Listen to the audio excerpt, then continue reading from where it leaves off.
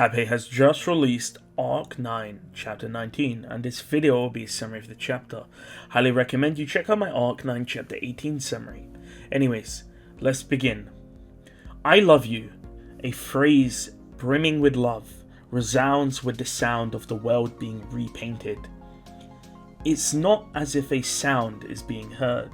A sound of something cracking, a sound of something being smashed, a sound of something being torn apart, a sound of something being broken, a sound of something being split open, a sound of something being crushed, and so on.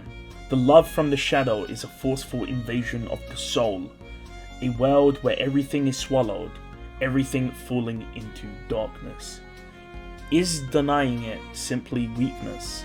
No, it is kindness.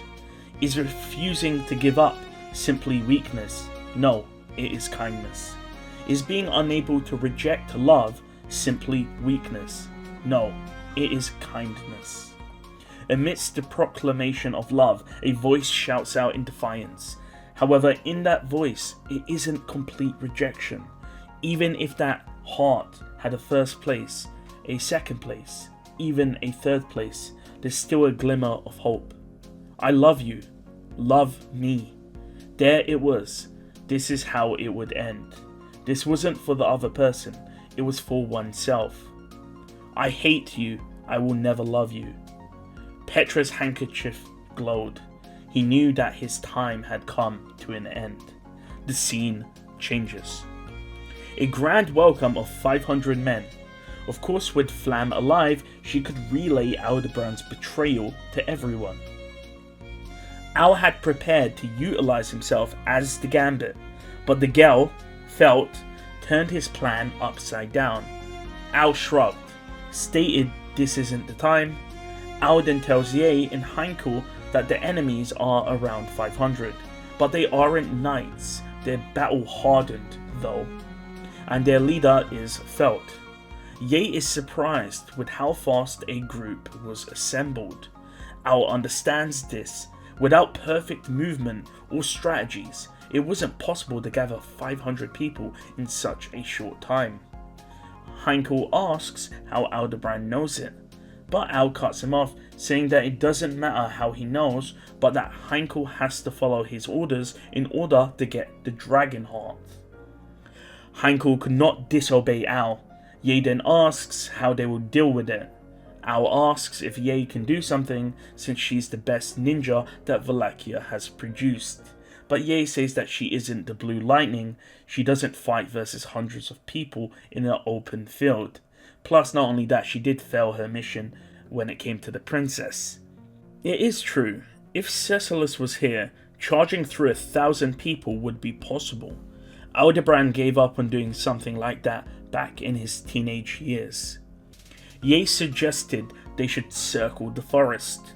After all, if the enemies knew exactly where Aldebaran was, they would have attacked their location, so they don't know the exact precise location. Ye then tells Al that the enemies are moving faster than normal. Smoke bloomed in the distance. Firewood was thrown into the forest. The scene changes.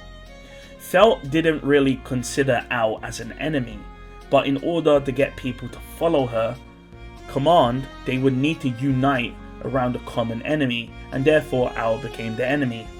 Manfred, one of the individuals with the Scale group, used the blessing of Farsight to see where Aldebaran and the rest of them were. Felt wonders how he can steal blessings from people. Manfred then says that it's a secret, but in the past, Felt had come up against Manfred and knew that his blessing, although incomplete, was legitimate. Old Man Rom, the strategist, made people throw burning pyro wood into the forest. This was an unusual piece of wood. If you threw water on the fire, it wouldn't extinguish the flame. Not only that, it doesn't actually burn the surrounding area, it just releases smoke. This smoke is a choking hazard and will flush the others out, as they of course need to breathe in. Wind was then used to direct the smoke into the forest, and Felt was surprised and said, "My old man is tough to deal with." The scene changes. Heinkel believes felt burned down the forest, but Ye and Ao realize that it's a smoke attack.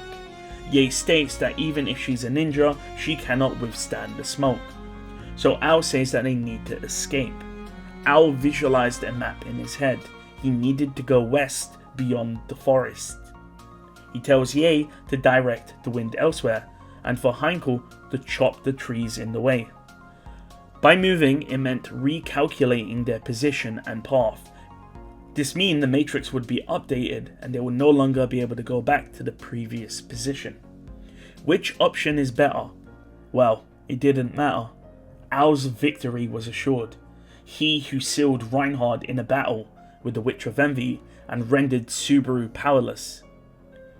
Ao redefined the matrix. He won't linger on choices he didn't make. People like him and Subaru have the ability to cling to previous choices. However, it's important to move forwards.